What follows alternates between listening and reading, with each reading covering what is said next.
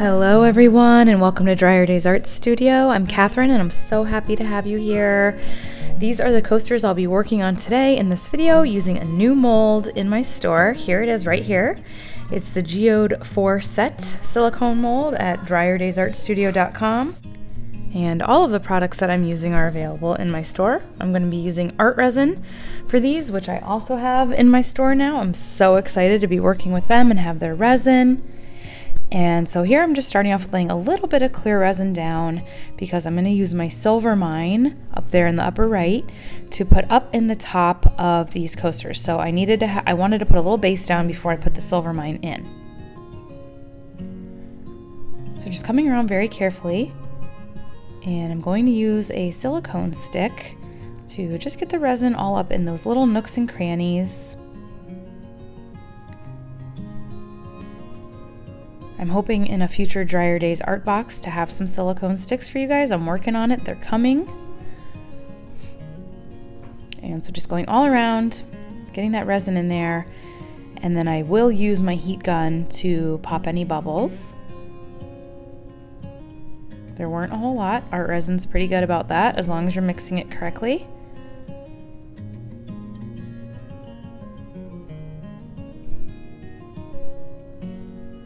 And here is that silver mine. I never worked with a shape like this before, but I love these molds. I knew I wanted to carry them in my store. So this was a big experiment for me. I knew I kind of wanted this upper top area to be a little bit more clear and see-through, and I thought the silver mine would look really pretty with the colors that I picked out to use for these. And this is the new dry silver metallic pigment in my store. I've got some in there right now.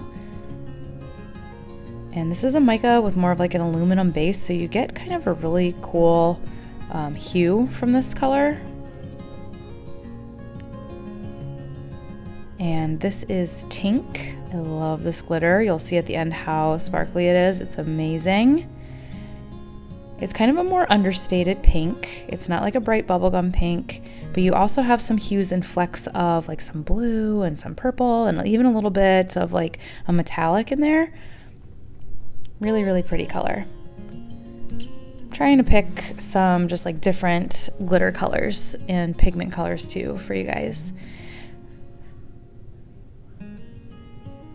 And I am going to use some black pigment from Just For You Online UK. I have a lot of this left in my store, so if you like this, head on over. I do have all the Just For You Online UK products really marked down right now, so definitely check that out at dryerdaysartstudio.com. And I will just kind of keep working here to fill in the coasters. I used about between 10 and 10.5 ounces for these. I say between because I mixed up about 10.5, it was a little bit over 10, maybe closer to 10.5, but you know, you still have a little bit left in your cups and stuff, so it's not a full amount. I will say for most of my coasters, I use about 2.5 ounces per mold, which comes out to about 10.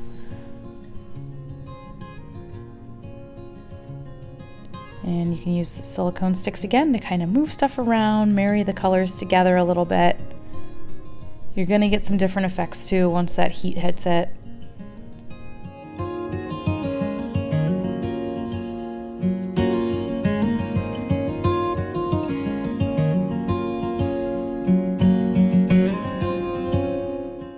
And just coming in, adding a little bit of Tink in some of the clear areas, just to give a little bit of shimmer in the background there. You have a nice 45-minute window to work with art resin here, so you have plenty of time to work. Somebody did ask me how heat resistant art resin is. It's up to about 192 or 197 degrees Fahrenheit, so that's pretty hot.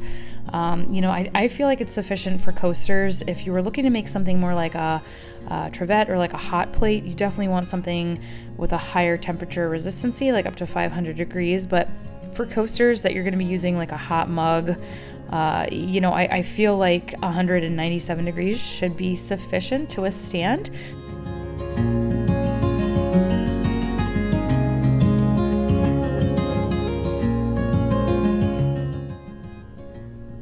These coasters measure about 4 inches. A nice size for a coaster, not too big, not too small. And the demolding, my favorite. These are really nice and durable silicone molds. Definitely could use these many, many times. Take care of your molds properly. Don't pull on them too hard. You can see here I'm just gingerly working the edges around first. And they're just going to slide right out of there. You can see they're a really nice thickness too, just shy of 1 centimeter. And I will lay these flat for about another day or two just to really harden up. If you guys would like to support my channel in more ways, please check out the video description.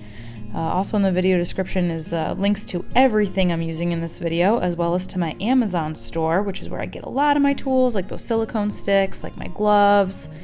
And I am an Amazon affiliate, so anything you get through there does help support my channel.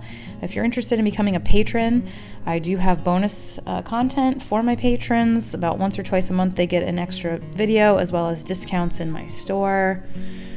So all that information is down in the description, but I just really appreciate you guys watching as well. And if you are enjoying the content, please like and subscribe and leave me a little comment so I can see you all. And we're just going to continue around demolding. These are just such a cool shape. They're so fun. I love that they're each a little different. And I will lightly sand the edges just a little bit so they're nice and smooth and there's no sharp edges or anything. You can see they're just beautiful. They all peeled out really nicely. There's some of the products I used again. So initially I just left these without doing any silver metallic edging on these. You can see how that tink is really sparkling in the sunlight. And so this is one side of them. Here is the other side. Oh my gosh, it's just really sparkling. It's so pretty. And so again, at this point, I'm still kind of looking at them like, do I need to add some metallic edging? I'm not really sure. I'm looking at them out in the sunlight.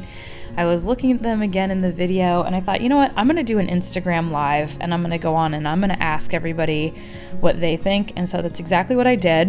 And everybody voted that I should do around the edges, none on top, just on the edges. So I used a silver gilding paint and just went around the edges, and you can see it really does add something.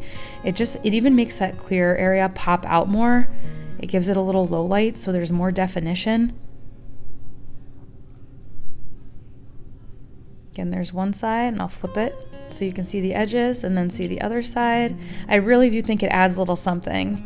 And then it's up to you if you want to do a flood coat or not. Usually I do. It depends on the gilding paint that I use. But thank you so much for watching, everybody. I hope you're all staying well out there and staying home, and we'll get through this soon.